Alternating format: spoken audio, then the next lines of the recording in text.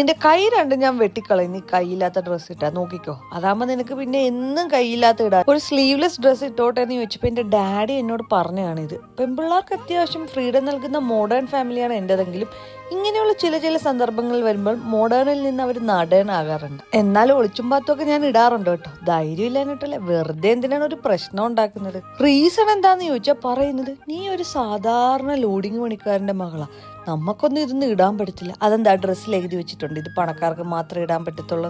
വീട്ടിലെ ഏക പെൺതരിയായതുകൊണ്ട് തന്നെ ഇങ്ങനെയുള്ള നിയമങ്ങൾക്കെതിരെ പോരാടാൻ വേറെ ആരും ഇല്ലായിരുന്നു കേട്ടോ. അതുകൊണ്ട് മറ്റേ ഒറ്റയാൾ പോരാട്ടമായിരുന്നു. മൈ ലൈഫ് മൈ റൂൾസ് എന്നൊക്കെ പറയാമെങ്കിലും അതങ്ങോട്ട് ഒത്തില്ലെന്നെ. ചോദിച്ചാൽ പറയാൻ കല്യാണം കഴിഞ്ഞാൽ എന്താ അച്ഛാ കാണിച്ചോ, എന്താ കല്യാണം കഴിഞ്ഞ് ഈ കൈകൾ തന്നെയല്ലേ കാണുന്നത്.